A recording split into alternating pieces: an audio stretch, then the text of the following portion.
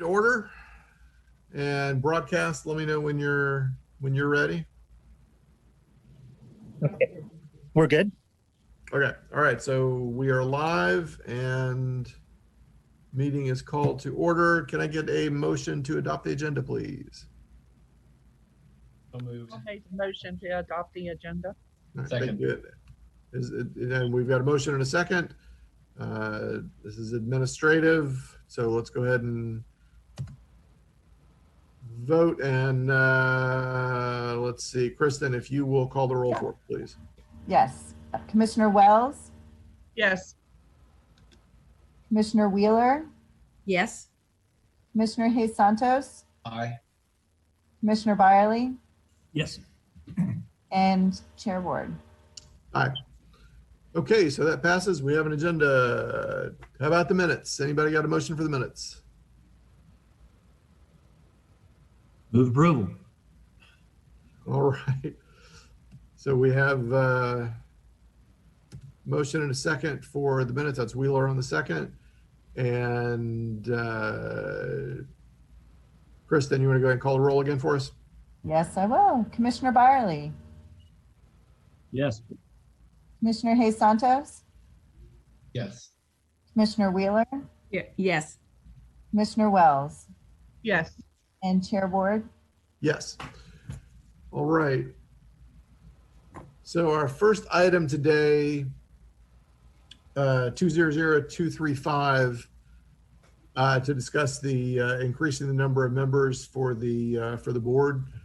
Just to give you a quick start off on this, we had a discussion at the City Commission when we approved the new interlocal to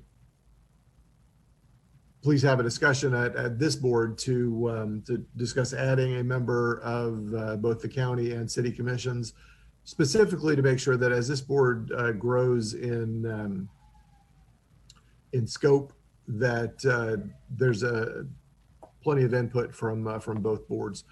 I'm interested in hearing what you all have to say. Let me turn this thing on so I can see who's got their hand up. Any commentary on this? Mike, yeah. Yeah, I support it. I mean, the more commissioners want to be more directly involved in this discussion, the more the merrier. I can see no downside to it. The meetings might get a little longer, of course, but then that'll be the chair's problem. Right, right. Any other commentary on that? I agree. Okay. So I don't know that we need to take action here. Well, I guess we could. We could hear a motion to take this back to our constituent boards and have, because they both need to amend the interlocal to do that, I think. So moved. All right, is there a second? Second. By the way, was the request to have one additional from each commission? Yes. Okay. Yeah. Okay, so we have a motion and a second to request that that we send requests back to our constituent boards to amend the interlocal to add one commissioner from the Gainesville City Commission and from the Alachua County Commission. Let's take that out to public comment, if we have any. No, sir. No comment. All right. Thank you, Larry.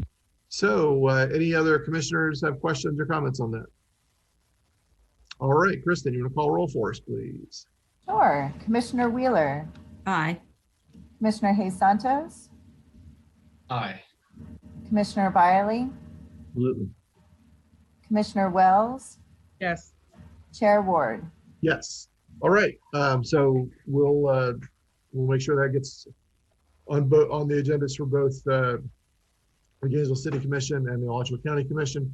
And while we're on kind of administrative topics in this under this agenda item, I'm not entirely clear how we have over the years worked with both clerk's offices to keep all the proceedings of this body straight. I know I've been talking with the city clerk's office about treating this as we treat all our other boards and committees, and giving it full staffing from our clerk's office.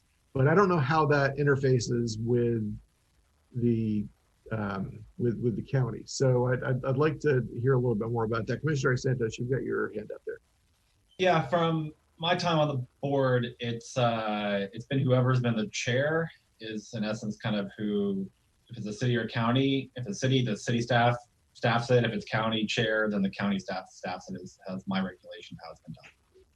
Right, and that's been my experience as well. But we don't do any other boards or committees like this. We need consistent clerk support. I'm not talking about technical staff support, but clerk support to make sure this is all in Granicus and all that sort of thing, because that has not been the case until fairly recently. And I want to make sure that we're communicating between the clerk's offices consistently, because especially as we grow the policy scope of this particular board and as we add people to it, it's going to get really confusing if both clerk's offices are not aware and having a conversation.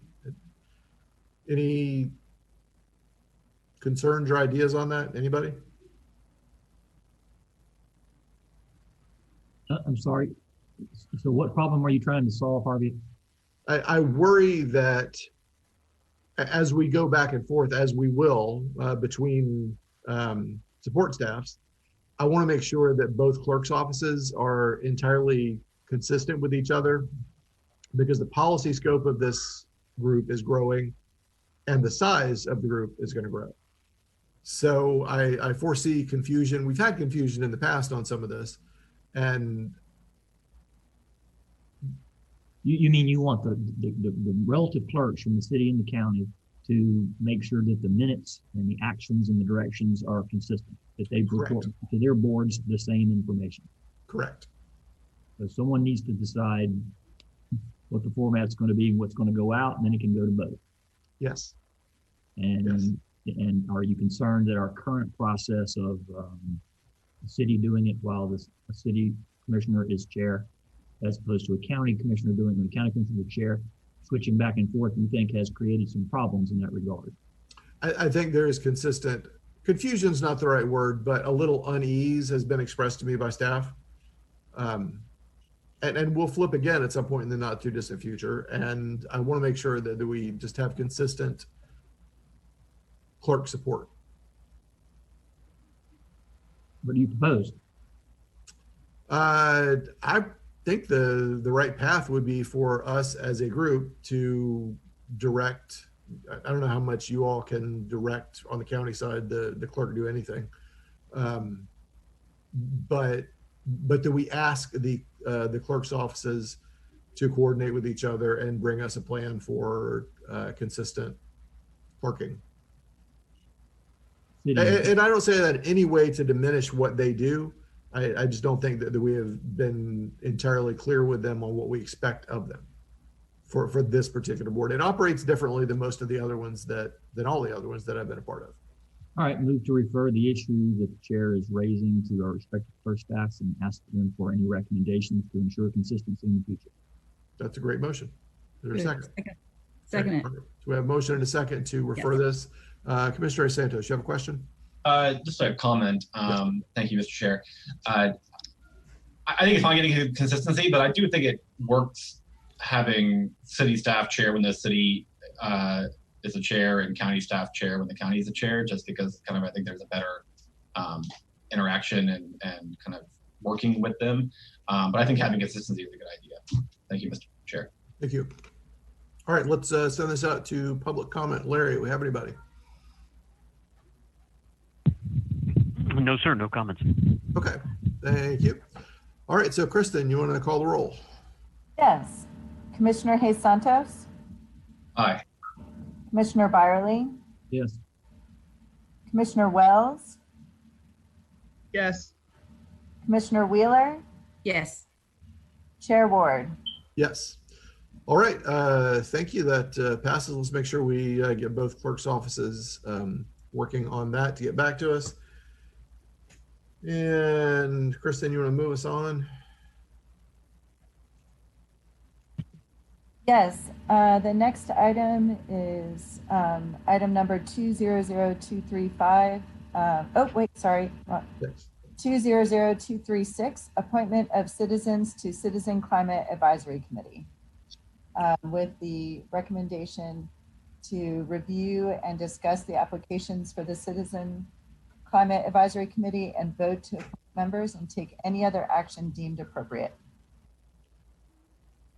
So this was put out to advertise by the county, correct? Yeah. Yes.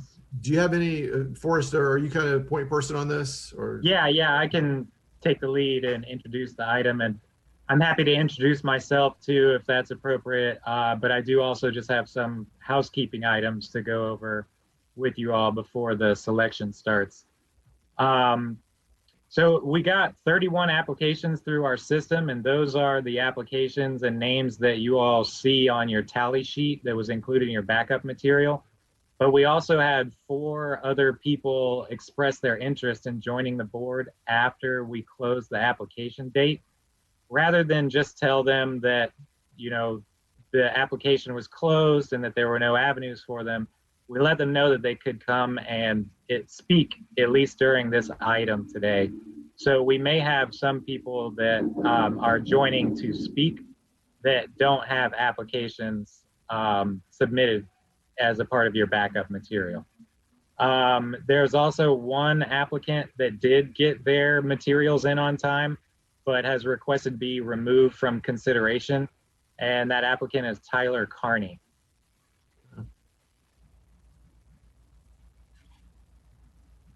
Thank you, Forrest. Do any commissioners have questions or comments?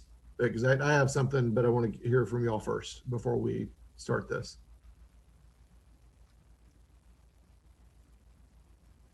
Nope. Okay. All right. In going through this, the packet of the very long packet of applicants with some very impressive, very long CVs, there's no question in my mind that we have an extremely talented pool of applicants, extremely talented. And I have no doubt that some of the folks who didn't make it on time are very talented as well. I need to better understand how the county advertises this and how it was advertised. If you could just fill me in on that, please. Sure. We sent out a press release. The original press release did not contain a deadline because we weren't sure what the application deadlines would be to get the backup materials in on the city side. So we sent out a second press release that also did have that application date in it. And then we also emailed some groups that we knew were interested in it and let them know that there was an application date. So the majority of the applications did come in before it got closed online, but there were the 4 people that were interested afterwards. Okay. So I'm to be entirely blunt, the applicant pool looks almost exclusively like me. And I know that that's an issue for environmental questions very often. But I would like to see a more diverse pool. And it concerns me that we don't have one. It doesn't concern me with anybody. I don't think anybody did anything wrong. But I would, again, this does not shed any shade at all on any of the folks who applied. There's a great group of very qualified people here. But particularly given that there are more people whose qualifications I don't know about, who I don't know anything about, who have asked to be a part of the process, and given the overall lack of diversity in the pool, I would like to consider going back out. And Kristen does all the city advertising for boards. And she and I talked earlier about that process. Kristen, would you mind giving us an idea of how the city advertises for board positions? Yes, we do several options. First of all, we do a hard copy at City Hall to allow for those who don't have digital or other kind of communication access, that there's a physical copy that people do come and check, posted at City Hall. We also send out it's a list of all of the openings that we have with the deadline and other contact information. We send that to all of the local neighborhood associations that we maintain a list of, in addition to the normal social media presence, trying to push it out through communications on Facebook and the City of Gainesville social media. And then I personally post it to the Nextdoor site, because that also does reach some communities that don't typically check in with some of the other social media. It's more neighbor oriented. And so I've gotten some traction there. So, we try to do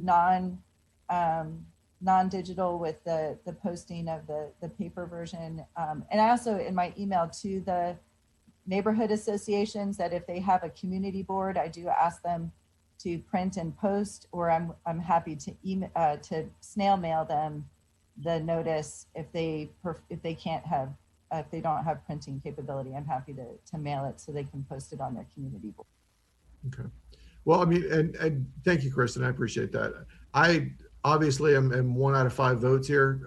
So I'm very interested to hear what you all think. If you're comfortable with what we got, then fine. But I would like us to have the conversation. Commissioner Byerly.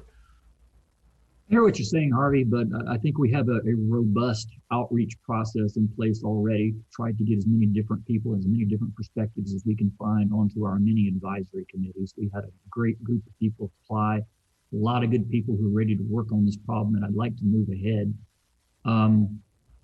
People will rotate on and off of this committee, as they do all of our committees. There's a lot of hard work to do, and some people are going to burn out, and we just want to, it's a responsibility of commissioners, I think, almost as much as staff, to reach out and find good people and twist arms and get them to apply for positions. I know I've done that many, many times in the past. I didn't have to on this one. I knew we were going to have an amazing response. Big problem that affects everyone on the planet, and I'd like for us to get started. Okay. Time's a wasting. Sure. No, I hear you. I hear you. Commissioner Santos. Thank you, Chair. I do know that the County Commission also posted this on social media, I believe, as well. I think I saw it there. So it's not just sending out press releases. There was other aspects. I agree. I think that's on most boards, like to see more people being involved. But I mean, we don't have this board very often. So it'll be another 2 months. And I don't know if we'll get more people or not. I mean, we are putting people to 3-year, 2-year, and 1-year terms. So there will be 3 more seats that will be coming up in a year from now. I would like for us to get started. And so just try to hope that we might get somebody different or something like that. Thank you. All right. Commissioner Wheeler, Commissioner Wells, any thoughts? Yes,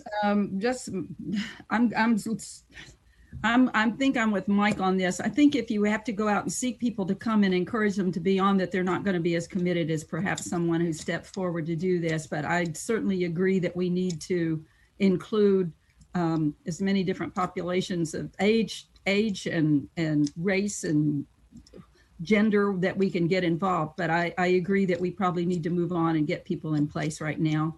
Those who've stepped forward and offered and have obviously shown an interest that will follow up on. Okay, thank you. Commissioner Wells, any thoughts? I would have liked to see more, diversified, but I agree. We really need to go ahead and get this going and get it taken care of. It sounds like everything was put out there, and if we got 30 plus applicants that came in, they were paying attention. Okay. All right, that works for me. So moving forward, do we have any folks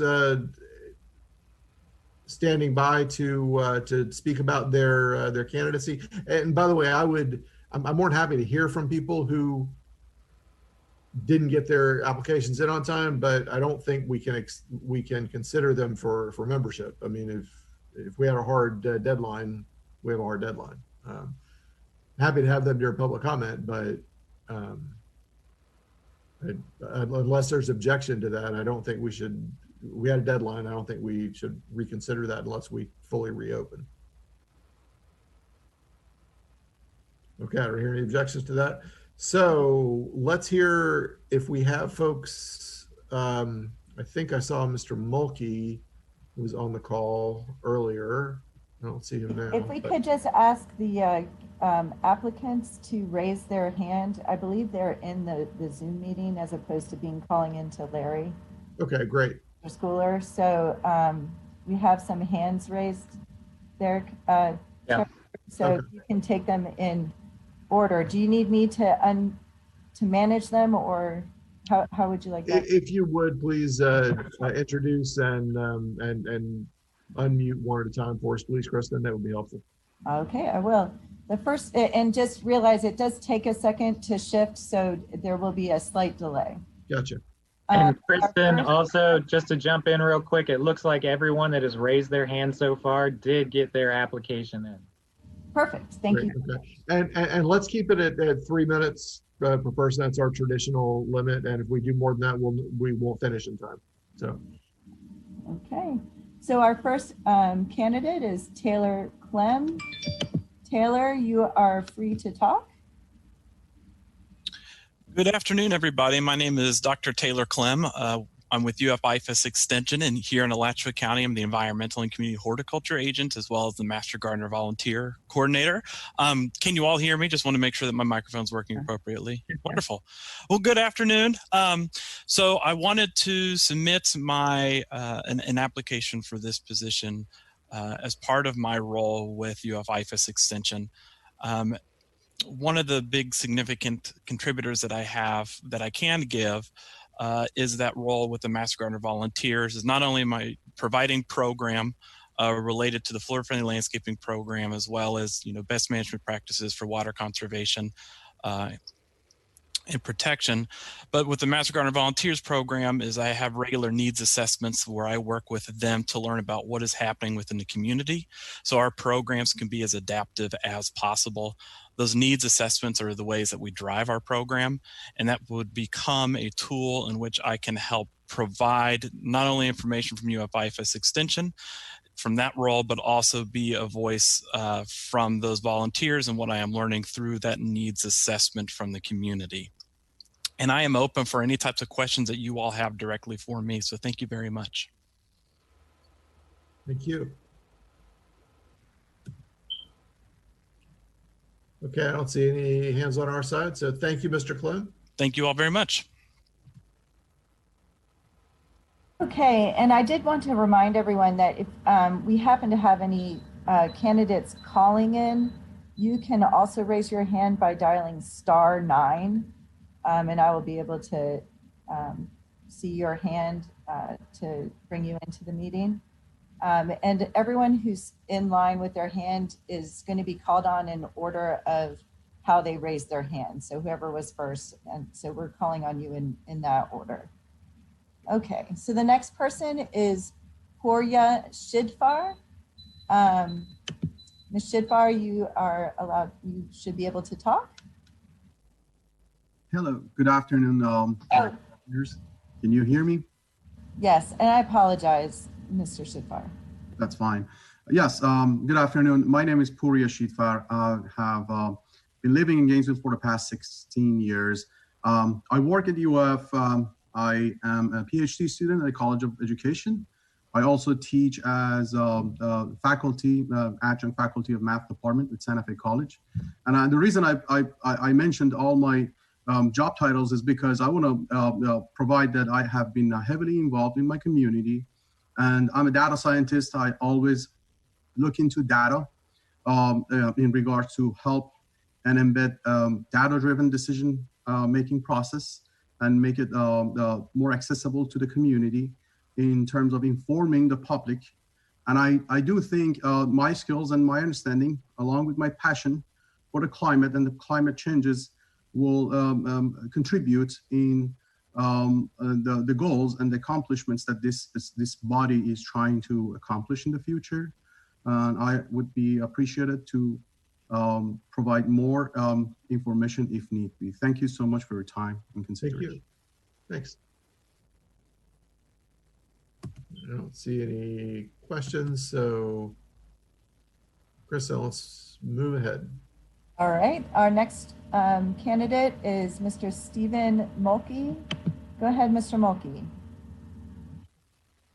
Thank you. I'm delighted to be here. And I would also like to say I'm really delighted that the two commissions are acting swiftly on this. I think it's really a crucial issue. I've been doing climate change almost exclusively and sustainability since the year 2000. And prior to that, I worked for 20 some years on the carbon balance of forests in Central and South America. And so climate and carbon balance of the Earth system has been my primary focus. I guess the main thing I want to say is that I'm a scholar of the peer-reviewed literature. I read it every day, literally, and have since I was thinking back the other day, since about 2002. I've been teaching undergraduates climate change biology since I left Gainesville in 2008 and moved to the University of Idaho, where I was director of the environmental science program. And then when I moved to Unity College in Maine, where I was president for a few years. And then eventually I served at the National Science Foundation as a program director, and my portfolio was mainly grants that proposed education programs in some form and management programs in some form of climate change related issues and sustainability related issues. When I came back to Gainesville in 2018, I thought I was retiring. However, things got a little difficult for me in the sense that I really felt like there was a mission with the undergraduates at UF.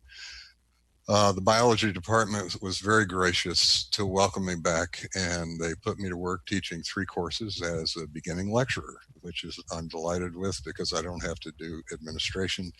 And I teach now 4 courses, 3 of them with climate change in the title, communities and climate change to the freshmen, and climate change and human wellness, which is a public health course, to the seniors, and climate change biology to the seniors. And I also teach a 2000 level course called Global Change, Ecology, and Sustainability. I've served in other aspects on sustainability boards, and I've given numerous public talks on climate change, and I've been active in climate change issues. And I think many of you are aware that in 2007, I was the science advisor to the state Century Commission for a Sustainable Florida. That's enough out of me. I'm delighted to serve if you want me. I respect the fact that this commission, this joint body has access to some outstanding expertise. I really respect the people that have applied. I also see the passion in some of the applicants. Excuse me, Mr. Chair, that is 3 minutes. Okay, Thank you. Thank you very much. I appreciate it. Thank you, Mr. Mulkey. I appreciate that. All right. And we move on to whoever's next here, Kristen. Okay, we have Noah Shitama. Welcome. Mr. Shitama, you're able to talk. Thank you so much. Can you guys hear me all right? Yes. Yes. Okay, it's humbling to be considered for any position with such an important task ahead. But basically, I was informed that this was happening, and I just feel called to do whatever we can at this point. And I feel my perspective as a farmer for the past 12 years and as a lifelong Gainesville native and resident with a couple children, and that I feel like hopefully I have some perspective to offer, some on the ground experience to offer, and yeah, essentially, I don't have the scientific credentials that I think a lot of the people that are being considered for these positions have. So, I did have a minor in environmental studies at Emory University way back in school, but I do feel like I've been practicing essentially ever since then, the on the ground, trying to really change the ways that we look at food and food access in our community, and look forward to being of service. Appreciate you guys' consideration. Thank you, sir. All right, Kristen. Hey, our next candidate is Misty Sharp. Go ahead, Ms. Sharp. Good afternoon. Thank you guys for this opportunity. I state in my statement about why I'm qualified that I teach at the University of Florida. That is my day job. As a lecturer, I love teaching my students about climate change and issues related to water and natural resources. But at the end of the day, I'm really a mother. I have 2 small children in the Alachua County school system, and I care very deeply about their future and the future of our community. I want to become involved in Gainesville happenings. I want to make this a better place for my family going forward. And I really do care about the inequities that I see across our communities. It troubles me to think about the kinds of things that we could prevent from happening that negatively impact some of our communities, and that we could improve for all of Gainesville. I think that could be a great opportunity for this committee to work on. I have never been in a position like this before, so this would be my first go at it, and I would be certainly a rookie in this process, but I definitely want to be here, and I bring passion, enthusiasm, and life experience to this, as well as my professional background as an environmental economist. Economists are kind of tricky people to work with. We like to think about the world from a social perspective. Oh, was I interrupted? Nope. Okay. From a social perspective and from a scientific perspective, and so I hope to kind Ms. of Sharp, bring that perspective. That was time. I'm Okay, sorry. no problem. No problem. Thank you.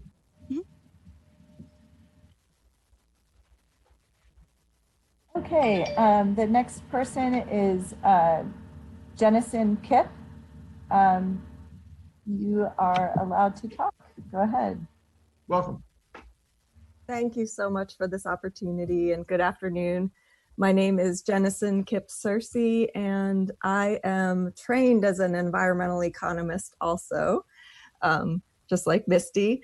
I am serving as a climate fellow to a national team of extension educators.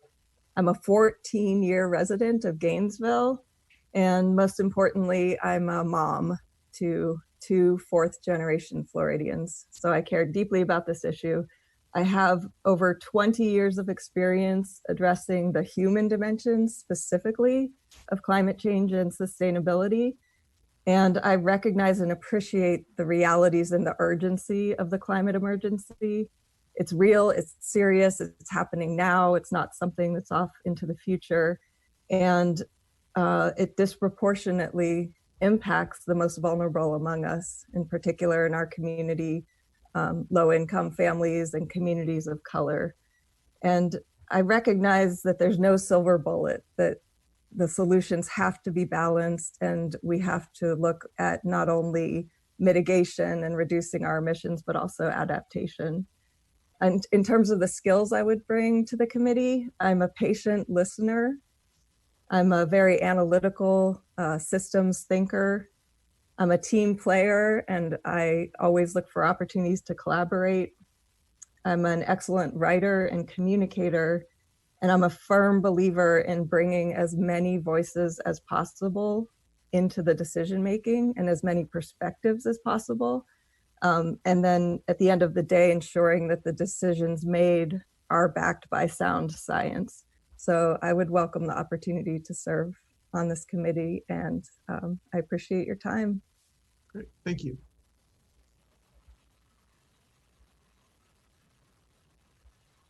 Oops. Our next candidate is Amanda Waddle. Ms. Waddle, you are allowed to talk. Hi, my name is Amanda Waddell. Thank you for allowing me to introduce myself. I help run Zero Waste Gainesville, and I'm the director of Zero Waste for the Repurpose Project. I applied for this committee because zero waste is part of climate change mitigation, and I think that zero waste should be part of our local climate change discussion. So I want to thank you for considering me. Thank you. Okay, our next candidate is Megan Walker. Ms. Walker, you are welcome to talk. Hello, can you all hear me? Yes. Okay, thank you very much.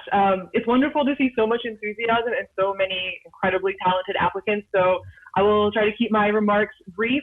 I applied to this board because, like so many others, I recognize climate change as an existential threat. And while the problem is certainly global, each impact is ultimately felt locally. And so I am so thrilled to see the city and county commissions doing what they're proposing to do with this board, to act locally, both to mitigate our climate impact, but also to build resilience, and especially amongst our most vulnerable communities, by understanding and then adapting to the changes that frankly are already baked in and are already coming our way. I'm an atmospheric scientist with a background in climate and extreme weather, sustainability, and natural hazards mitigation. I've spent the last 20 years involved in climate change related initiatives, both academically as well as more practically, including heading up the climate and energy related initiatives at US Office of Sustainability. And in that role, it required understanding and balancing the needs of numerous stakeholders within a constrained system. So I'm not a rose-colored glasses sort of person. Like one of the previous applicants mentioned, there is no silver bullet. I'm a very realistic person. I think we need to be both aspirational and realistic, understanding that addressing climate change is going to require numerous approaches and that we're going to be making some difficult decisions, and we need to bring as many voices to the table as possible to make those decisions. So I would welcome the opportunity to put my background to work contributing to this really important effort. Thank you. Thank you. Okay, we have 5 more candidates on the line. The next one is Hannah Bunkin. Ms. Bunkin, please give us your comment. Hi, yeah, thank you. I'm so grateful for the opportunity to introduce myself. And before I begin, I just wanted to thank Commissioner Ward for his perspective. I personally was contacted about this by a member of Sierra Club, and I'm also on their email list, and thus saw notices about the committee. However, I couldn't find any deadlines after extensive searching, and was fortunate enough to email Forrest on the day the application was due, just to offer my own personal experience. First, I want to recognize that I do not possess the long list of accolades and publications which many of the applicants for this committee do. I am not a scientist nor a professional consultant. I am 26 years old, and I have spent 21 years of my life in Alachua County. Last fall, I provided input to Commissioner Warren regarding the city's declaration of a climate emergency and urged its passing, although, of course, with an earlier zero emissions target. And I also spent several months supporting the Safe Board campaign efforts. I worked on the divestment campaigns at both my undergrad and graduate universities, conducting research to inform the recommendations we made to institutional governing bodies. My academic background is in anthropology and critical geography, and my master's program focused on climate governance. Further, I am of the generation which will be most impacted by the dramatic transformations in our climate and with it society. And I believe that the youth have a critical role to play in deciding and shaping our own future, just as communities of color who have long been discriminated against in our structurally racist economy and political system should also be able to define their energy and economic futures. I do hope this committee will not only include representation from the youth, but also from communities of color and low-income communities. I, of course, very much so honor and respect the knowledge and experience of those who have studied these issues for many, many years. I also believe that those of us with the most at stake should not only be included in the conversation, but should be helping to lead it. I would be honored to serve on this committee and to thereby serve my community, which has given me so much throughout my 26 years here on this earth. Thank you. I yield my time. Thank you. Kristen, who's up next? Yes, we have Megan, I believe it's Ennis or Ennis. You are allowed to talk. You have permission to unmute yourself. There you go. Thank you very much. It's Dr. Megan Ennis, and I am a professor in the Department of Natural History at UF.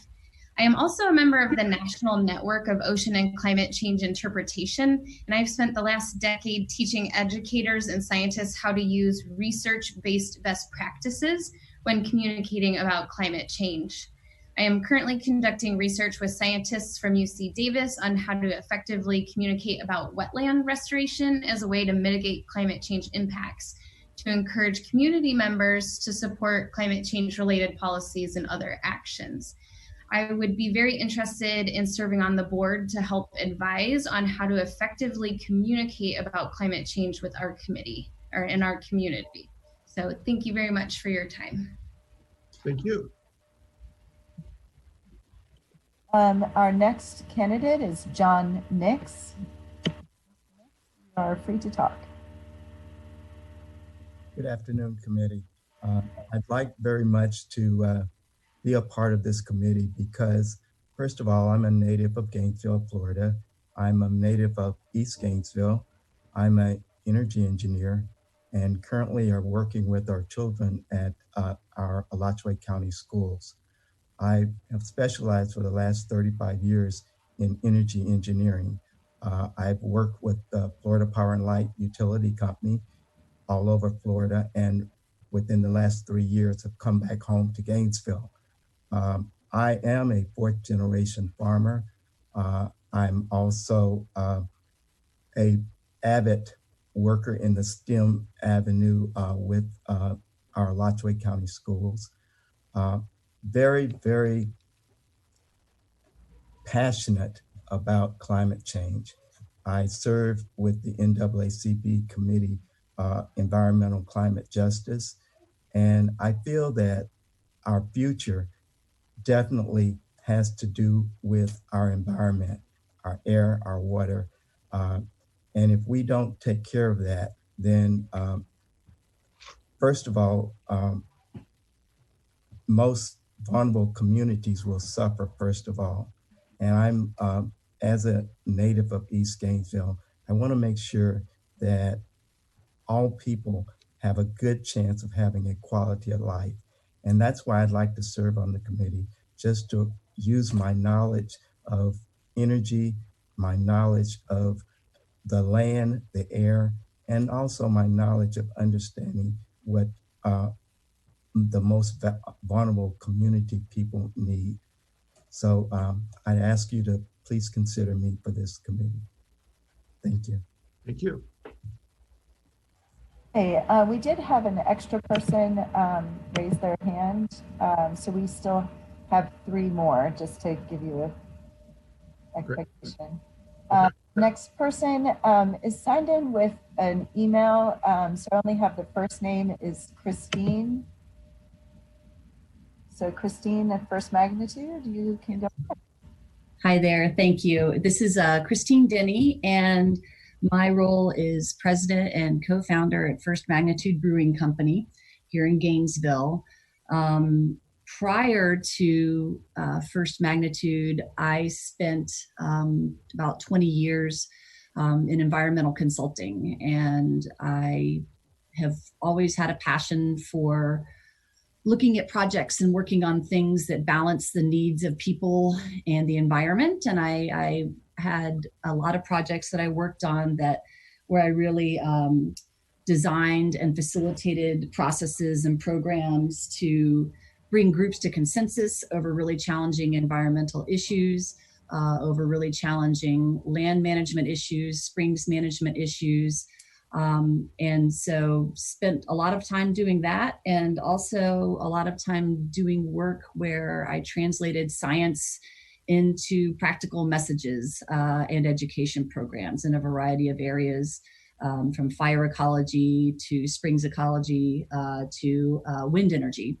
So I did a whole variety of programs that were really just really neat and sparked my interest in in continuing that balance, working on that balance between people and the environment, recognizing that that is always a challenge. And when I heard about this committee, I was really excited because as a local business owner, I not only have the background I had before I started my business, but now I look at the practical implications of what we need to do in the community and what decisions that are made, how they impact small business. So that's what I bring to the table, and I appreciate the consideration. Thank you. Thank you. Okay, our next candidate is Jay Rosenbeck. Rosenbeck, you have the floor. You can unmute.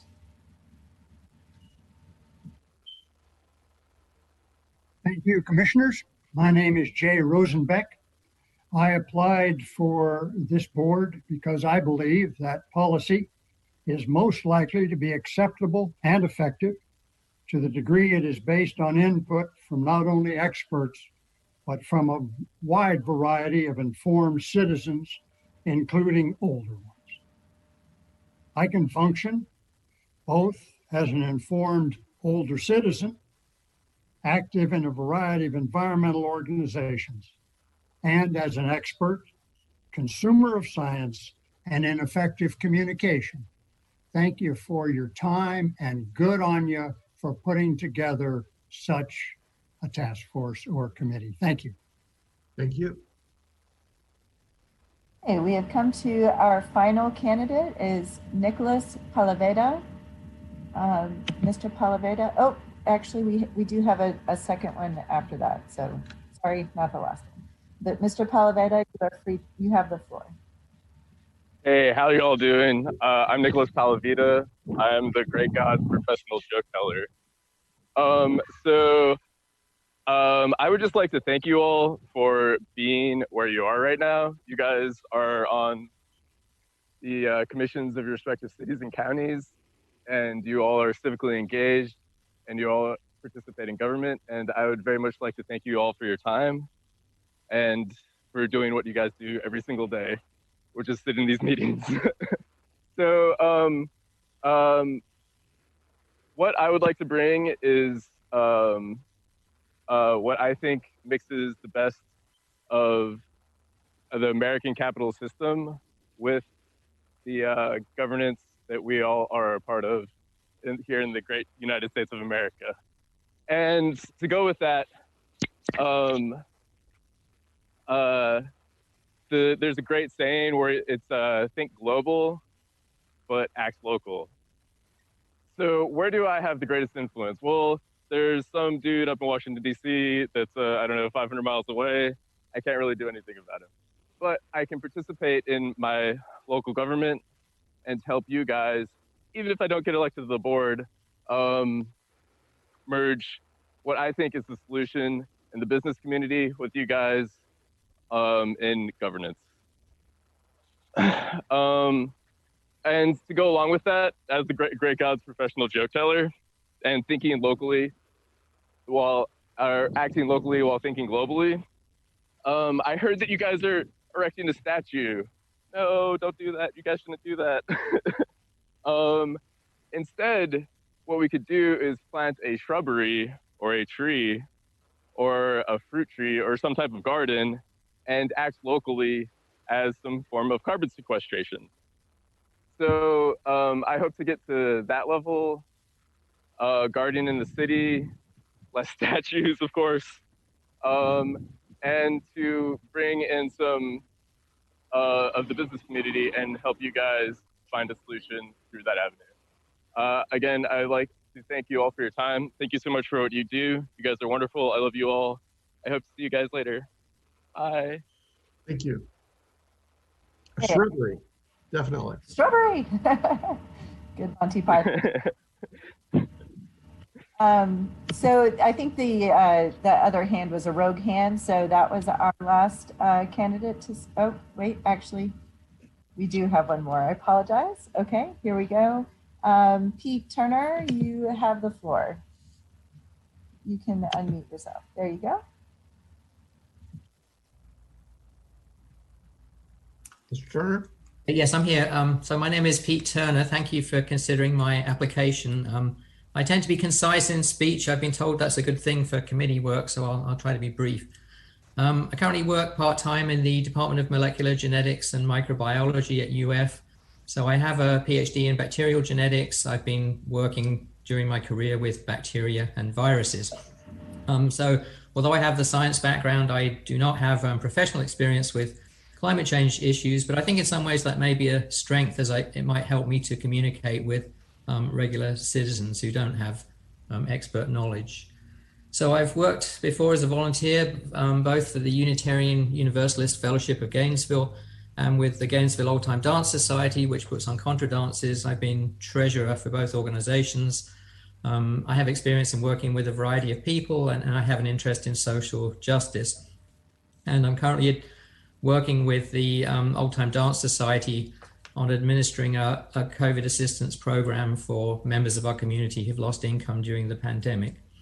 So I'm pretty good at working with numbers. I've got a strong interest in detail and accuracy. And I'd like to think that I have some skills in helping people reach consensus, and I think I could be a good team member. So thanks for your consideration. Thank you. Okay, and I believe this is the conclusion of the candidates. Okay. All right, commissioners, any thoughts before we move into this? I have a thought about how to count this. Commissioner Byerly.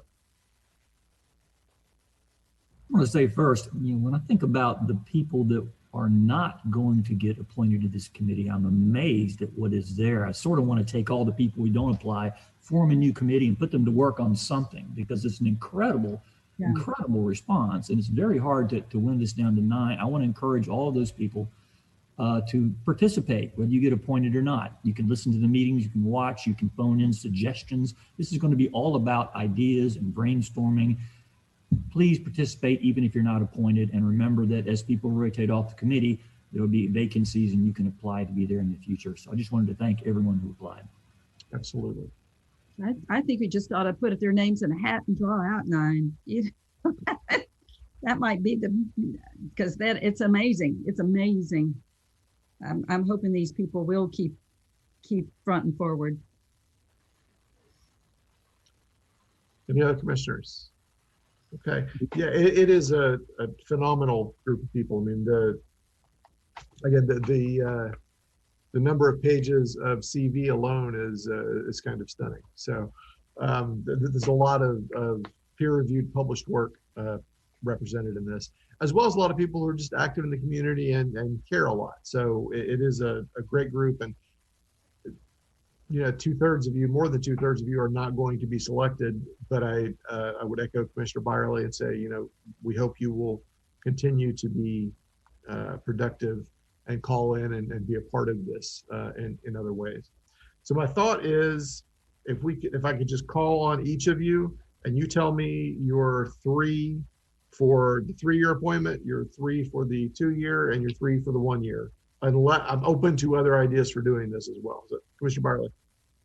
I didn't organize it that way. I picked 9, and I've got about 7 or 8 backups.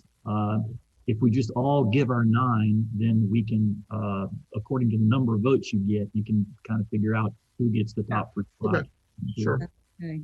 And we're going to have to vote several rounds on that. Yes. Yep. This is one of those days I never liked doing this on Zoom. I don't like it even less today. Commissioner Hey Santos. Yeah, I was agreeing with Commissioner Byerly. I think it's better just to do 9 and then take it from there. Okay. All right. Let's see then. Let me set up a tally here. It's a little different. who has the task of actually having to keep track of all this and tell us who won. Kristen, I'm going to ask you to do that, and I will also keep a tally sheet as well, just for a double check. And Forrest, why don't you keep one too? Yes, That sir. we're on. Okay. Not a problem.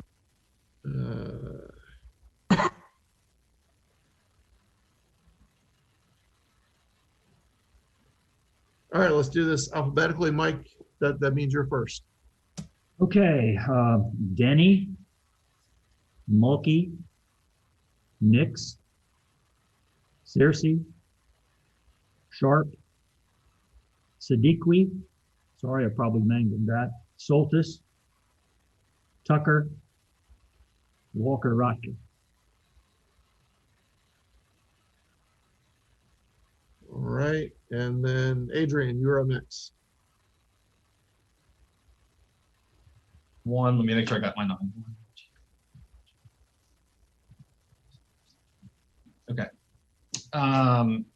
Waddell, Shidafar, Shidfar, Sharp, Cersei, Nix, Mulkey.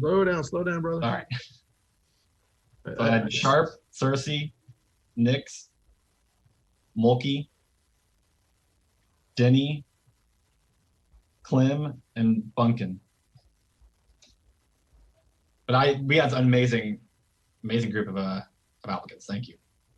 Okay. Yeah, very good. Let's see. Commissioner Wells.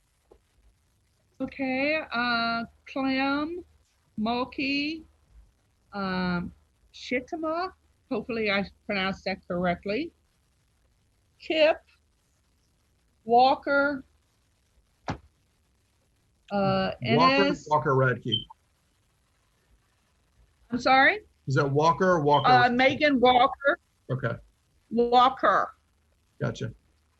Megan Walker.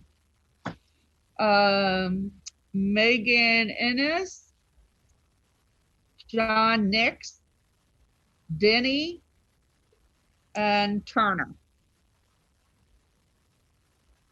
Okay. Commissioner Wheeler.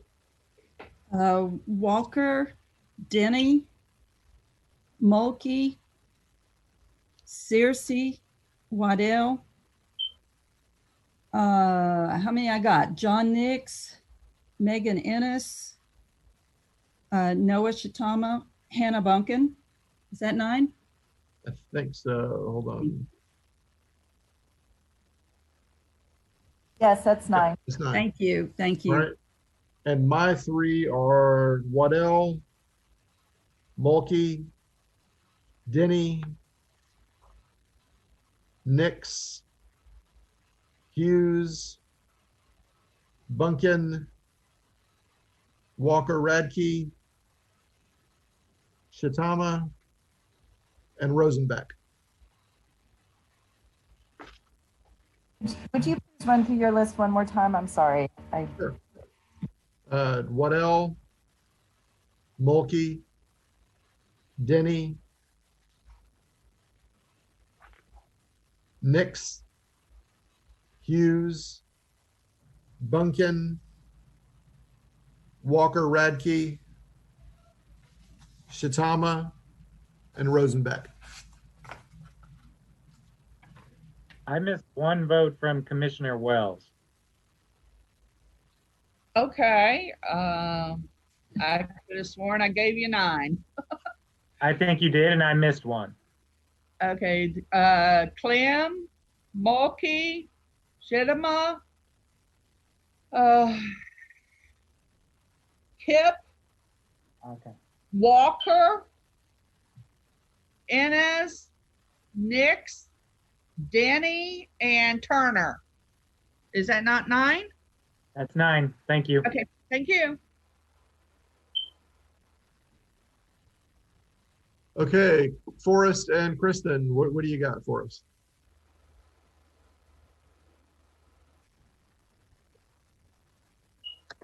Okay, I'm going to need just a little bit to put together the. Right. Give me a moment. I have Denny, Mulkey, and Nix all with 5 votes. Okay.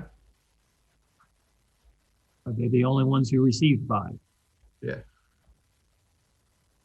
Those are your 3, yeah? I think that's accurate. I think they're the 3. Yes, those are the. Very close. Mhm.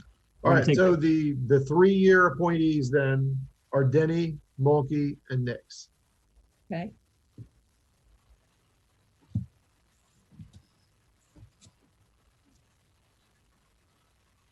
Then I have Walker Radke with 4 and Searcy with 4.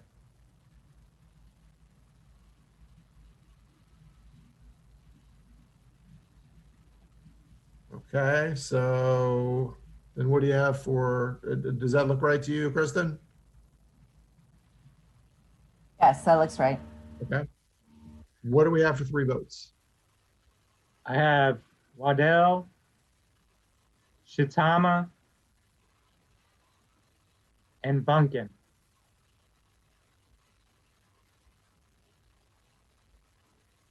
Okay.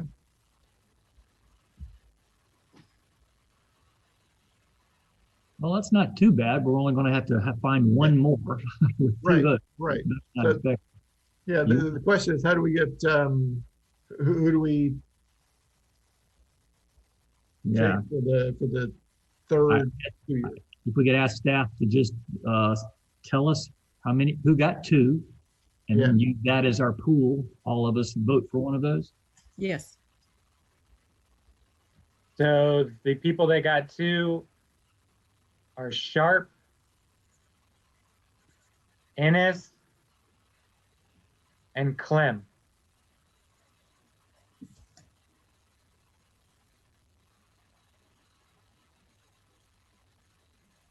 Was that Innis? What's the first name of Innis? I can't. Megan. Megan. Here's the doctor that spoke earlier. Yeah, I'm just trying to find it on my list. So to fill in that third 2-year position, we have 3 candidates. We have Waddell, Shitama, and Bunkin.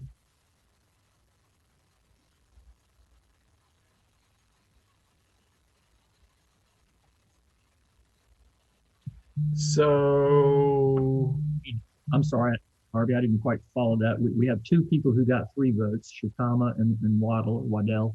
no, they got 4. No, I'm wrong. Hold on a second. We have 3 5 voters. So they go in the 3-year category. 2 we 4. have 2 4-vote people. So they take up 2 of the 3 2-year slots. And we need to get one more of the people who got 3 votes, Waddell, Shitama, and Bunkin. We need to find a way to differentiate one of those into the 2-year slot. Oh, to move them down, move them to the next, okay. I guess the next step is to vote between Waddell, Shitama, and Bunkin. Yeah. And we're going to have to open it up for public comment each time. I don't see a way to avoid that. I think you're right. We don't have to do public comment. This is still not a motion yet. At the very end, once we get everyone together, that's when I think public comment, we actually have a motion. Yeah, how do we determine who is for what person without a vote?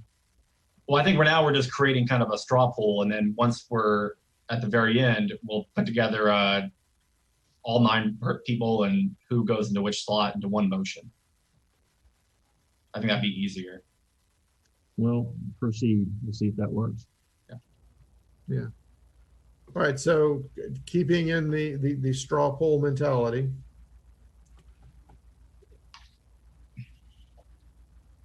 It's hard because Commissioner Wells is not on screen, so I would say raise your hand, but that ain't gonna work. Kristen, you want to do a roll call for Waddell? No, that's not right. Yeah, that's a vote. That's what I'm saying. I don't think we can legally get away with a straw poll concept. We proceed. Well, each person can just say their name if they want. At the city, when we do appointments, usually the board just kind of talks about their preferences and see if you all can come to a consensus in discussion, and then a motion can be made. But if we need to go to a vote, we can, if there's just no consensus.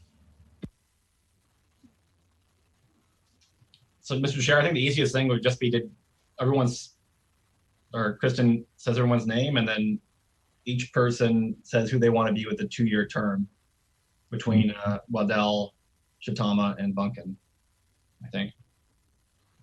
Yeah, that works. Kristen, why don't you read the Waddell, Shatama, and Bunkin?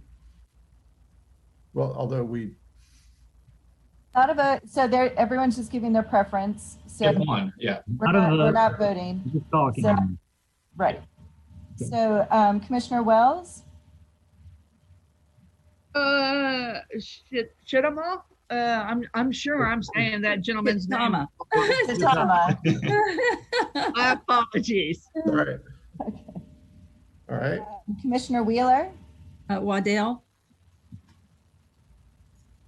Okay. Commissioner Hayes Santos? Bunkin. Commissioner Byerly? Waddell. And Chair Ward? I am also Waddell. So Waddell then goes into the 2-year category. And then Shatama and Bunkin both had 3 preferences in the first place. So they're good to go in the 1-year category. And that leaves us with 3 people had 3 preferences before, and that was Sharp, Ennis, and Clem. We're voting for one of those 3. We're expressing support for one of those 3. Yes, yes. Are you all ready? Yeah. Okay. Commissioner Byerly? Sharp. Commissioner Hayes Santos? Can I pass for a second? I just need to look something up. Sure, I can come back. Commissioner Wheeler? Ennis. Commissioner Wells? Ennis. And I'm going to go Ennis as well. Okay. Commissioner Hayes Santos, you want to voice your preference? I guess I'll go with Ennis to make it 3 because I think we wouldn't have it otherwise, right? 4. No, you have. You want a motion? Yes. Let's have a motion for that slate, to consider that slate. Move to appoint Denny, Mulkey, and Nix to 3-year terms. Searcy, Walker, Radka, and Waddell to 2-year terms, and Bunkin, Shatama, and Ennis to 1-year terms on the new climate change. I'm forgetting exactly what we're calling it, climate change committee. Second. All right. So we have a motion and a second to appoint as listed there. Let's go to public comment. Larry, if we have any. Well, we do not, sir. No comments. Okay. It's going to be one of the most consequential boards to have no public comment. That's interesting. All right. Any more commission comment on this? I just want to say it's exciting to see this come together. It looks like a wide range of abilities and personalities that I'm hoping we're going to hear great things from. Great direction. Yes, thank you. Can I just have one? Mm-hmm.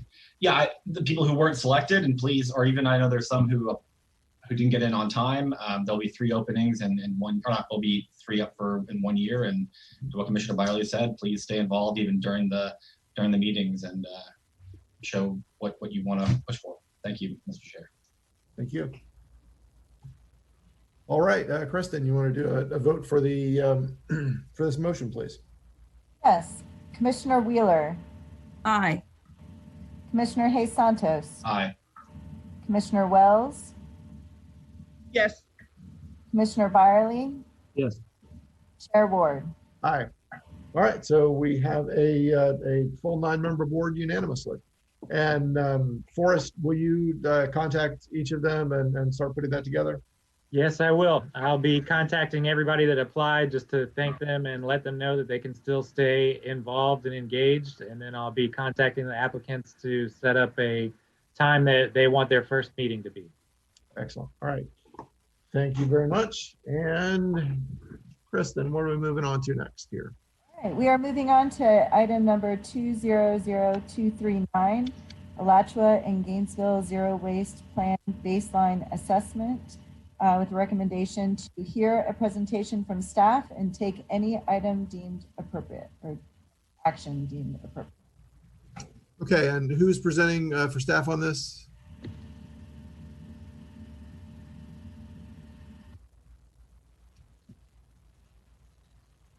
think we skipped the water resources presentation, so Gus might not be ready. Oh, yeah, okay. Yeah, let's go back to 200238, the water resources. And Stacy, is that you? I apologize. I'm sorry, I skipped one. That's okay. I apologize. No it problem. was confusing last item, I hear you. Oof, sorry, I just scrolled too far down on my phone. Okay, 200238. Stacy's got that. Yeah. Can everybody see my screen and hear me okay? Yes. Yes. All right, I'm Stacy Greco with the Alachua County Environmental Protection Department Water Resources Division. And I just wanted to give a brief update on some issues that this committee had been tracking prior and just some of our outreach activities that are going on right now. Okay, so our fertilizer ordinance was modified in April of 2019, and the two main only allowed if a soil or tissue test verifies a need, and we extended the blackout period for fertilizer with nitrogen so that fertilizer is now only allowed March through June, and that it has to have a 50% slow release nitrogen content. And remind everyone, so this is a county-wide, it's part of the Water Quality Code, and it is Article 4. So I want to let everyone know how implementation is going. We were fortunate enough to receive $135,000 from the state DEP, and that was in an education campaign about fertilizers. And we'd actually had secured those funds prior to the changes in the ordinance. So we were able to modify the grant a little bit so it not only was encouraging people not to fertilize even when they were allowed to, we also were able to do more outreach about the changes to the ordinance. We also had funding from our stormwater assessment, our general fund, and the Gainesville Clean Water Partnership at $10,000 each. We did press release, emails to the industry, emails to the stores to remind them that signage has to be displayed, various newsletters. The extension agents helped us get the word out. We had staff drop off new signage to all of the stores that sell fertilizers. So we're doing a lot of education, and I'll show you some of those images from that campaign because we're pretty proud of it. We're also doing some enforcement. We always respond to complaints. We really haven't received any this year.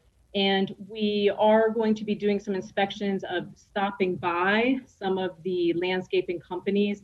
We've kind of been on a limited inspection schedule with COVID right now. So we're hoping to get to that shortly. But we did do what we call a landscaping blitz, where we had basically any staff that had time, I think there was about 10 of us going out individually or in teams of 2.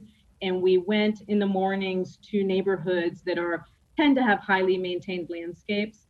And we just drove around and talked with any landscaper that we saw.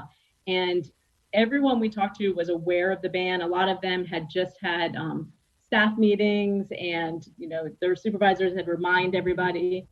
So I think we did a good job of getting the word out.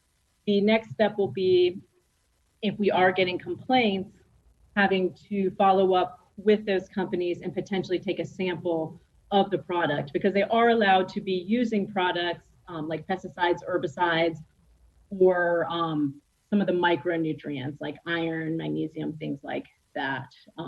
But so far it has been going pretty well. So the grant from the state allowed us to, we did research. We actually did several surveys, and we market tested materials to see what would resonate with the public and the industry. And this is just some of the social media, which you've probably seen. You might be sick of it if you're in our target audience. So one of this, are you one of the 55? This is trying to social norm not using fertilizer. in past surveys, we have learned that about 55% of Alachua County residents report that they don't use fertilizer on a regular basis. So we wanted to norm that it is okay that you can try that behavior. And also you can see here some images. We worked with John Moran and purchases some of his images from a lot of his before and after campaigns. We also did television. Again, this really was heavy on John Moran's photos of before and after with the springs. And the good thing about a campaign like this is when you create materials like this, most of the expense is in creating them and doing the research to make sure that they are good materials. But we'll be able to rerun it in the future, even though we won't have the grant funds. We were able to do a mailer with GRU. This was very helpful, and we appreciate GRU and the city's support with this. Anytime we can show that multiple agencies are on board, it really helps with our message. So this went out to over 70,000 people. And here you can actually, with a mailer, you can give a little bit more space to get more of a message across. Let me ask you to pause for just a moment. Commissioner, sure. Do you need to ask now or? It was just a question on the 55%. That seems very low since a huge portion of our city, our county lives in apartments as well. And I don't know, did you just do non-apartments, or I guess this just seems very low for the percentage wise. Yeah, I would have to look back at how we segmented that data. Some of our surveys, we do just focus on people that are in homes. So it's really 55% of homeowners don't fertilize. That's a really good point. I appreciate it. I mean, I guess one thing, if we're trying to like get people to maybe just use what we're saying here, I guess it's not a true thing. It could be even a stronger thing. It could be 70% of Alachua County residents don't use fertilizer too. If we're including like apartments and all of that, it would, I think it might be a stronger message as well. Also a little misleading though, I think. Yeah. I agree. Is it though? I don't know. I think it's misleading right now saying that many don't use they don't fertilize their lawns. So by definition you have to have a lawn. I guess that's true. Thank you. Bye. No problem. I appreciate it. We also did billboards with this campaign. I call this one Big Yellow. This is one we had right near a big box store. So we really were trying to get the message out during the ban period that fertilizer could not be used, because as you know, we're preempted from the state from doing a sales ban. So people could go to this big box store and purchase the fertilizer, but according to the ordinance, they're not allowed to use it. We also did them in high traffic areas, but really tried to get them close to some of the points of sales. This is our point of sale sign that we distribute. If you're ever in a store that sells fertilizers and you don't see this sign, our ordinance just says it has to be visible. It doesn't indicate, that it has to be by the cash register or by the fertilizer. It just says it has to be visible. So if you ever don't see one, let our staff know and we will be happy to drop them off a new one. We did some half-page pieces in the Gainesville Sun. This was very helpful because we know that fertilizer is not one of the only pollutants that we're dealing with. So we were able to kind of address some of those things that came up during the public meetings that, hey, you should be looking at septic and other issues. We were able to kind of paint a bigger picture because you have more space to tell the story in a newspaper because people are already reading. We did a pledge. Research shows that if people pledge to a behavior, they are more likely to follow through. We did bumper stickers and we did t-shirts. You have not seen these out and about in the community because we were all lined up. We were set to go to farmers markets and Hale Plantation, Tioga, and doing a bunch of events, but then COVID happened and we did not get out there with these materials. But we have them and we are ready for when it is safe to be interacting face-to-face with the public. Results. So we did build into this a survey, which we are drafting right now. It will be coming out in the fall of 2020.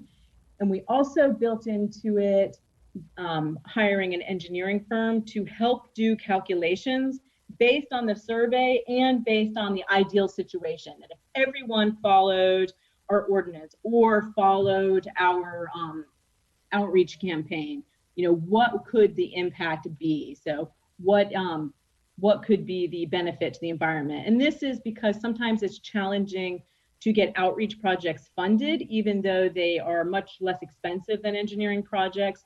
We're trying to be able to better calculate a load reduction to make us and other agencies similar to us across the state more competitive with future funding. So stay tuned on the results. Our irrigation design code, that also was modified in 2019. The biggest change there was expanding it into the municipalities. I know there was concern that we really wanted to make sure that there was one-stop shopping for builders, developers, irrigation contractors. It's gone smoothly. Our process is fully online, so no one's had to come to our office. We did reach out to all the municipalities and offered to meet with them, and we met with several of them to kind of go over the code just so that their staff is familiar with it, even though it's not their responsibility to enforce it. And some of the municipalities are now putting notes on development plans, reminding applicants that they do have to comply with the county's rules just to try to streamline everything.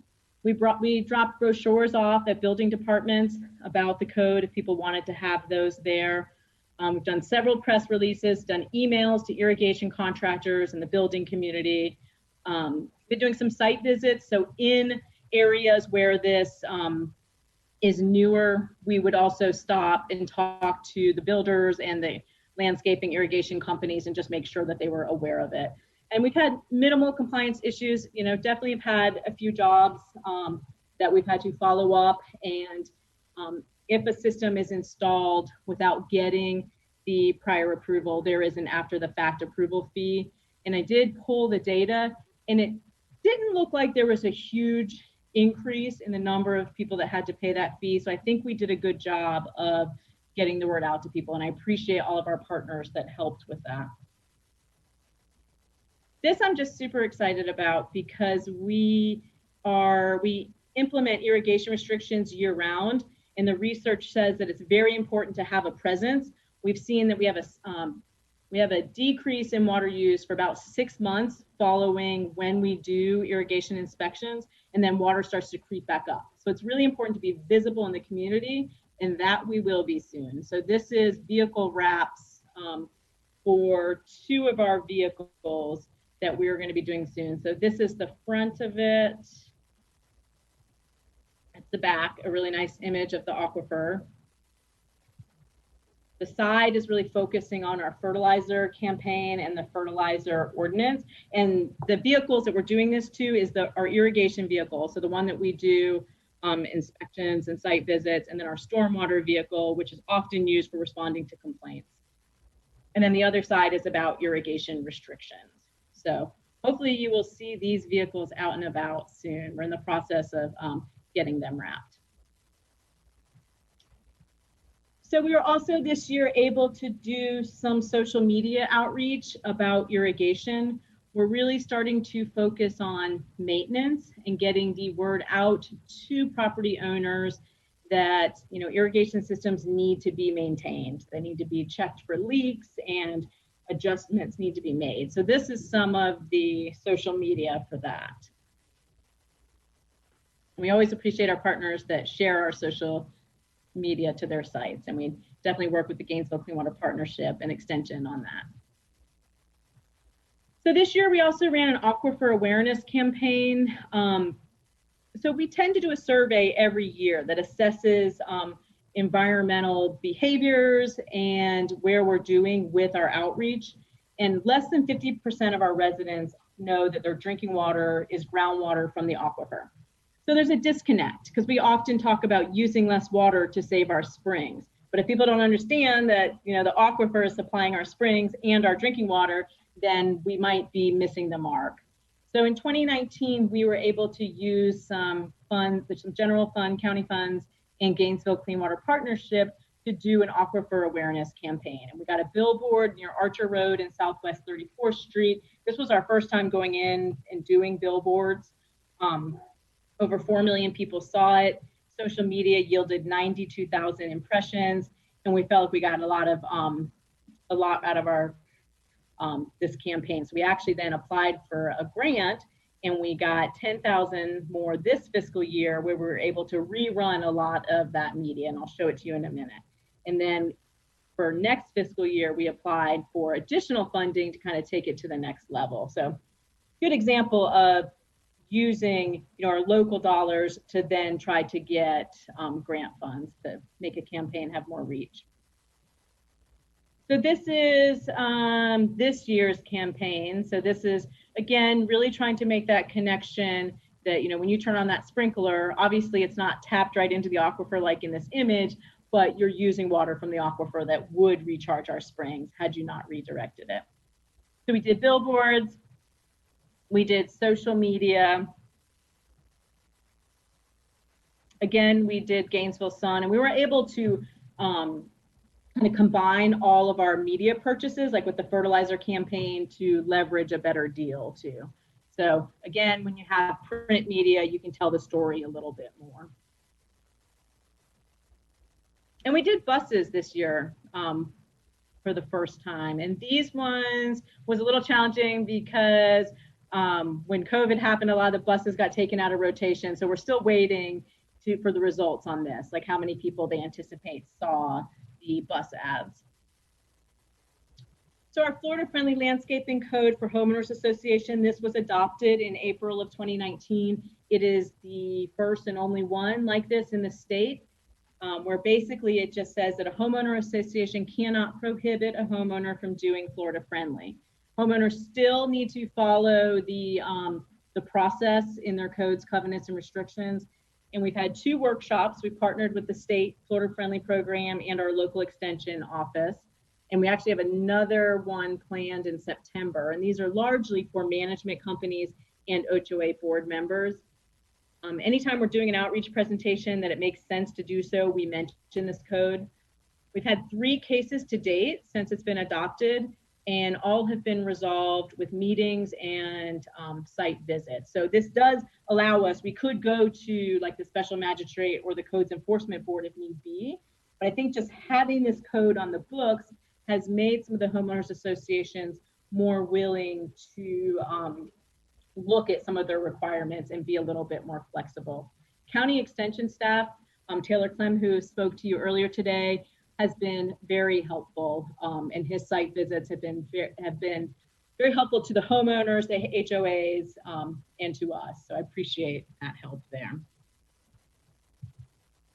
Finally, our turf swap landscaping retrofit rebate program. The goals of this program is to reduce the area of irrigated turf in existing landscapes, because our irrigation design code helps with new landscapes.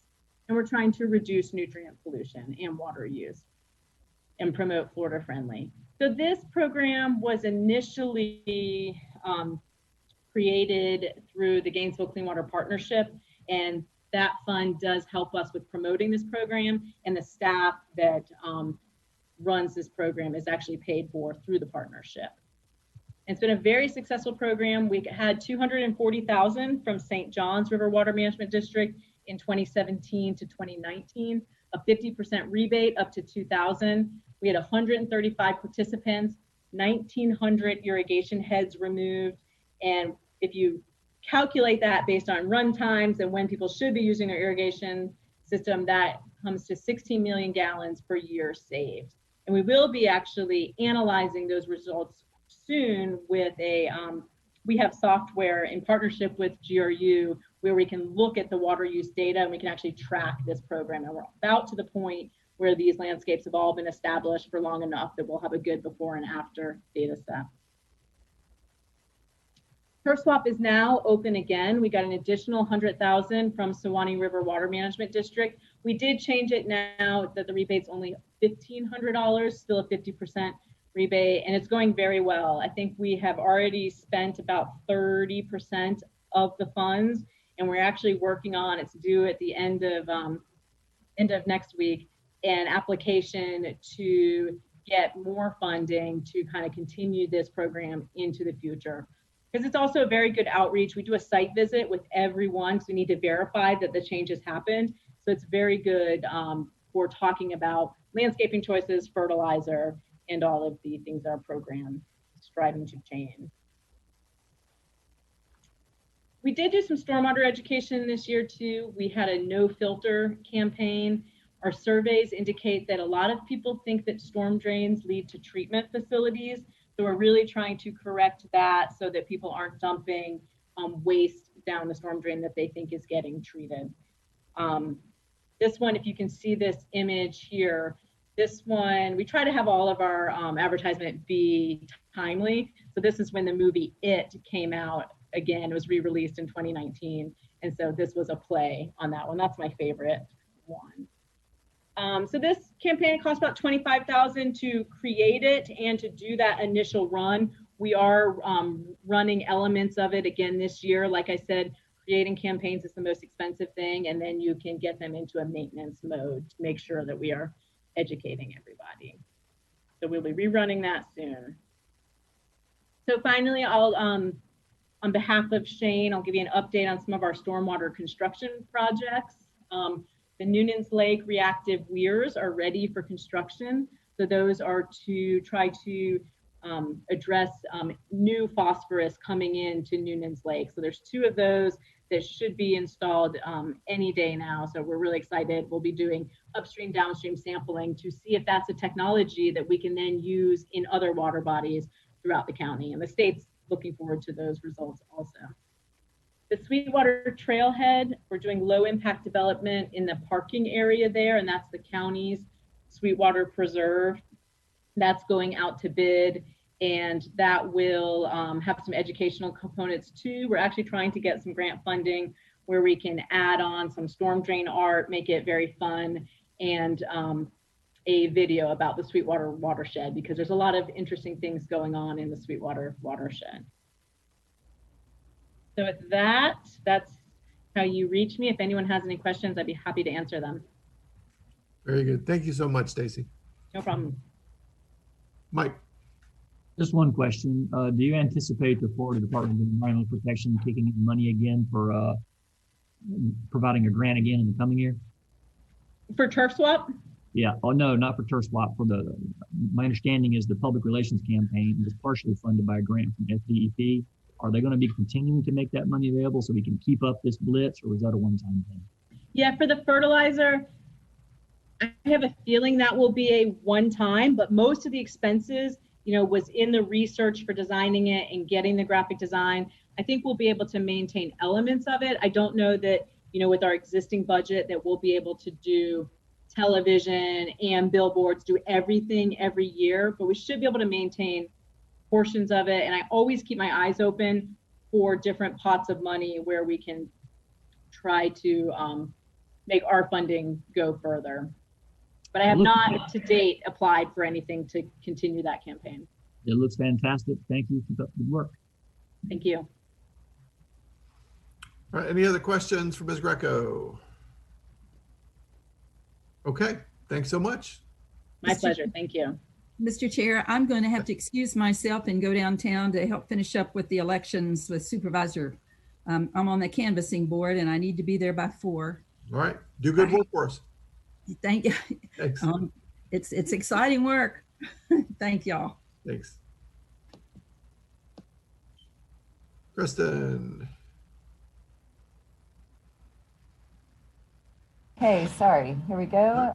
Now, item 200239, Alachua and Gainesville Zero Waste Plan Baseline Assessment, with the recommendation to hear a presentation from staff and take any action deemed appropriate. Okay.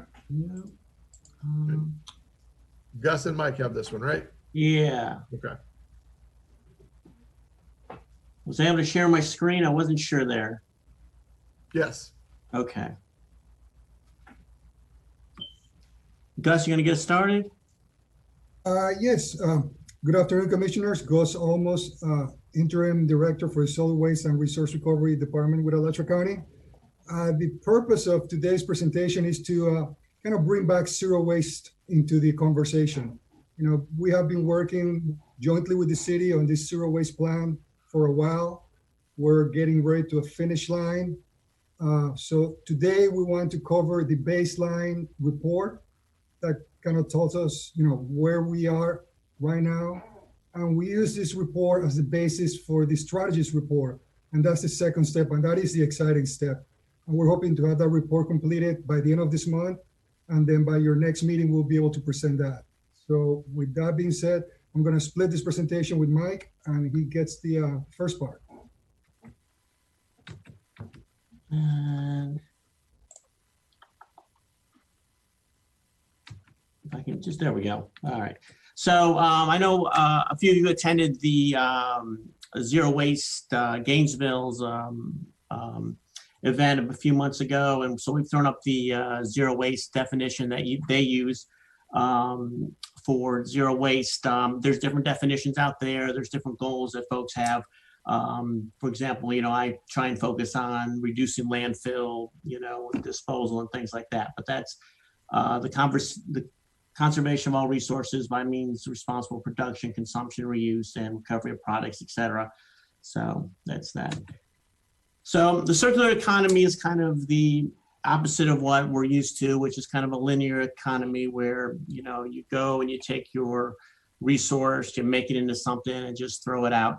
So when you develop a circular economy, you're looking to create a situation where the products that you make, the inputs in the beginning are reduced. What you make is reusable, recyclable, or long lasting.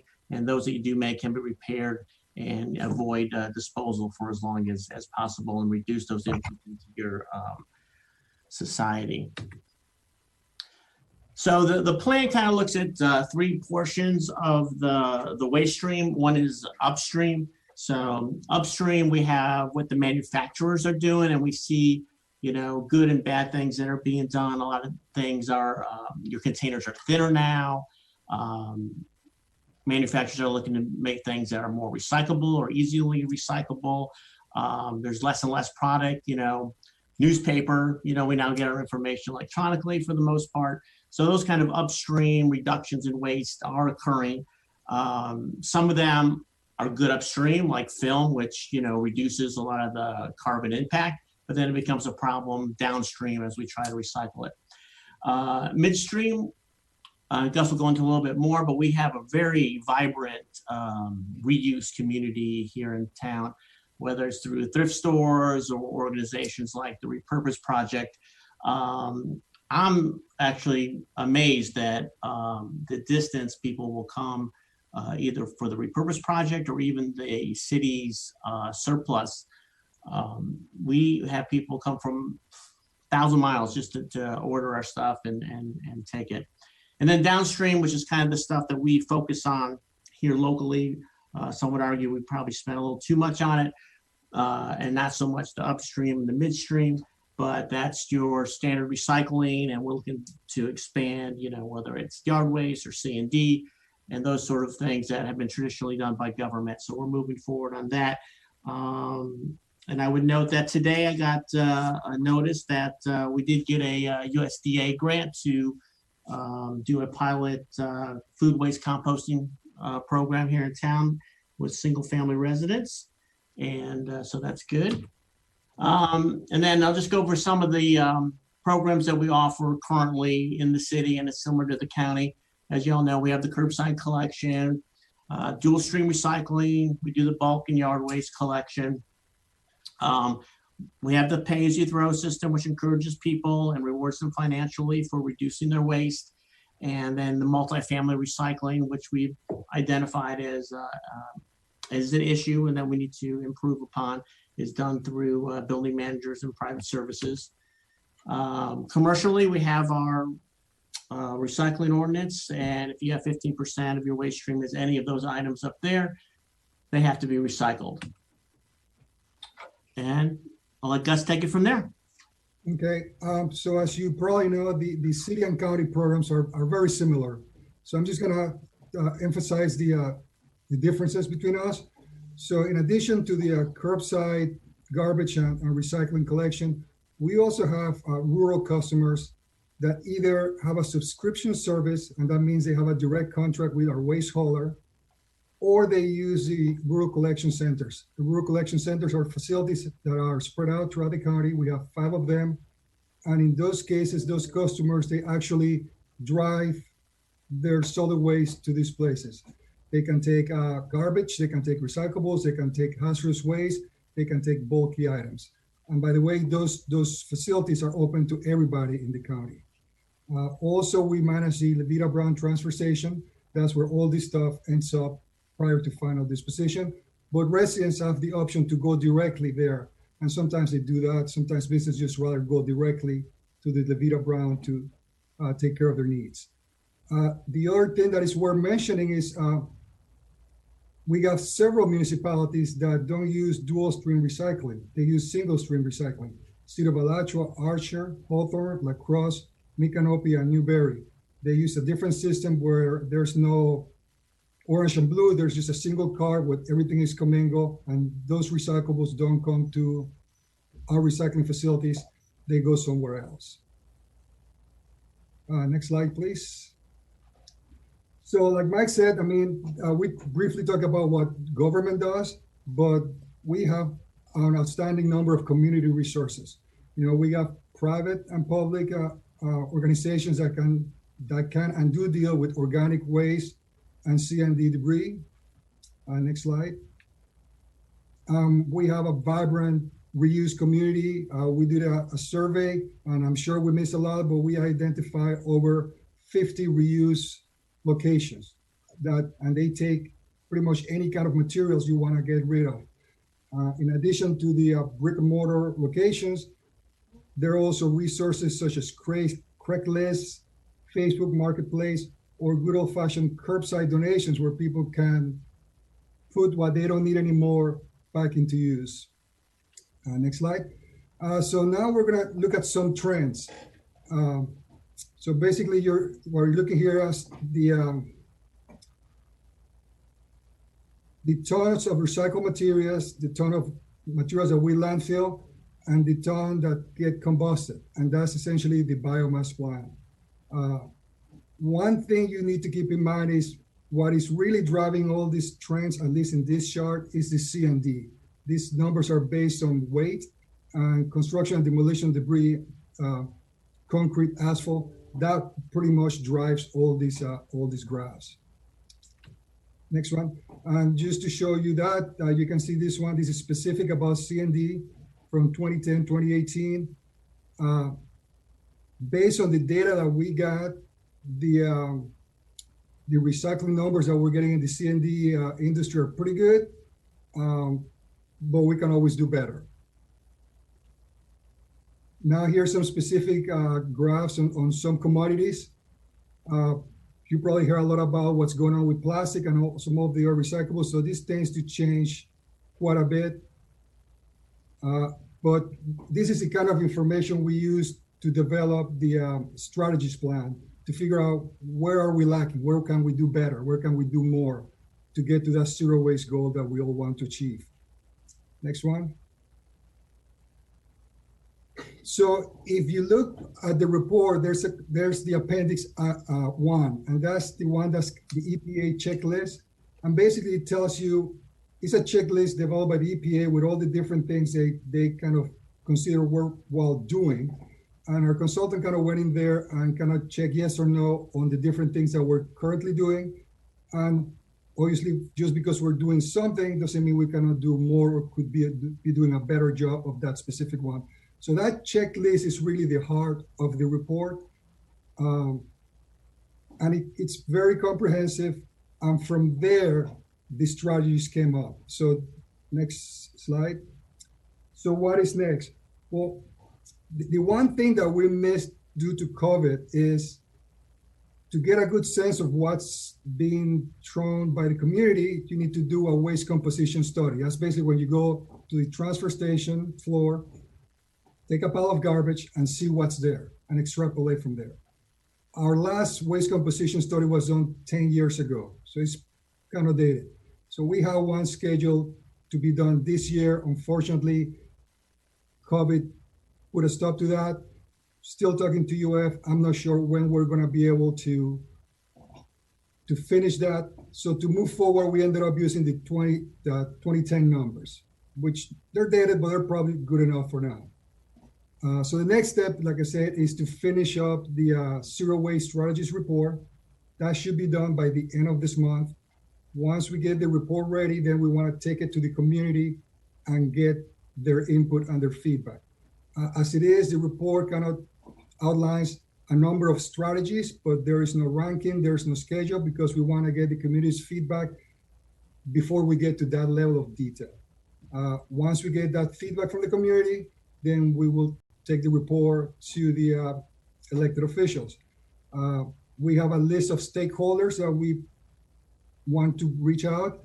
We're going to use the normal routes, such as the advisory groups, but our general idea is to have a big comprehensive Zoom meeting when we get all the stakeholders in the same screen, I guess, present the general project, and then based on their input, kind of have individual, more focused meetings, because, you know, zero waste is a very large project, and some of the stakeholders may be interested in just pieces of it. So that is the general idea. One big meeting, get everybody there, and then have focused breakout meetings based on that. And those are just extra slides in case we needed to answer a question, but that is the end of the presentation, and we'll be happy to take any questions. Any questions from the commissioners? All right, thank you. Very, very good, very useful presentation. We're sure we don't have any questions on that. Adrian. I don't have any questions, just a comment. So stakeholder input, what stakeholders are you speaking with? And I guess you said that that's going to be done this month, is that correct? The report? Yes, the report should be finished by the end of this month. And then we have a list, you know, all the commercial. So the stakeholders coming out after the report is created, is that correct? Somewhat? Kind of in between, the report is not finished. Okay. So there's enough for them to see what we're trying to do, but there's a lot of space for them to put their input. Okay, their input will be crucial to the prioritization for sure. Yes. Okay, cool. And then just so the city has created a subcommittee that Commissioner Ward, myself, and Commissioner Sacco and Commissioner Ariola are on, which is focused on creating a new zero waste ordinance. So I think this will be a great part of that, and I'm glad that the timing is working out well for it as well. And then you mentioned the waste composition study and that being delayed because of COVID. Do you know, was there a timeline on when that would be started up again, or is there any? UF is getting back on track, so I would think that, you know, I've been waiting for see what their final plans were going to be. They keep changing who's going to be on campus or not. So I'm kind of waiting on that. Okay. Thank you, Mr. Chair. Thank you. Okay, Gus and Mike, thank you for your time on that. I appreciate you working with us. You're welcome. All right, we move on. Any staff updates that we need to be aware of as a committee? Greco with Water Resources. Just one is a follow-up to the chair's concerns about keeping all the documentation for this group consistent. Looking back at this group, the chair is normally nominated once a year, and the current chair has been in place for a year. So I just wanted to put that out there to see if you wanted to consider taking action on that during this meeting. So I would recommend, thank you, Stacy. I was thinking maybe we do that at the next meeting. If we're going to add new members and have a larger group, I think that makes sense. Of course, we would be breaking tradition by not taking advantage of Commissioner Wheeler's absence from the meeting to appoint her as the next chair. Okay, right. But I agree with you. Okay. All right, so let's, Kristen, if you will, and Jen, whomever else is working on the city side on the next agenda, if you would go ahead and make sure we agenda that for the next meeting, that would be great. Okay, will do. Okay, Larry, do we have any public comment out there? No, sir. It's been very quiet today. Okay, thank you. All right, member comment. Okay, well, I will take this point of chair privilege then to Well, go ahead, Commissioner Santos. I just wanted to thank Commissioner Byerly for serving on this and for your years of service to our county. The county is a better place because of you, especially on the environment you have pushed, and you have pissed off a lot of people, but it's made it a better place. I'm happy that you have done that. Thank you. And I think as we continue forward, your legacy will continue to move forward as we tackle climate change and other things. But I just wanted to say thank you really much for your service for, I think, 20 years, right? Is that 20 years on the board, and growing up in our city as well. Always looked up to you as someone who was a protector of our environment in our county, and the ordinances we passed that the county has passed have shown that. So thank you very much. I agree. Thank you a lot, Mike. And I would echo that as well, certainly. Not only do I appreciate your service, Mike, and there are a lot of opportunities for us to have this conversation going forward, but a lot of other meetings. But for this board, this joint board, your leadership on this has been really outstanding. We wouldn't be doing this right now without your leadership on it, and I very much appreciate that, as well as your personal tutelage on these issues over the years before we served together on this committee. I'll be clear about that. But thank you for everything, and we'll have more opportunities to talk about that. But all right, looks like our next meeting date should be December 14th, unless I hear differently. That's what we'll plan on. And that being the case, we'll adjourn this meeting, and I will see most of y'all again in a little over an hour. Thanks.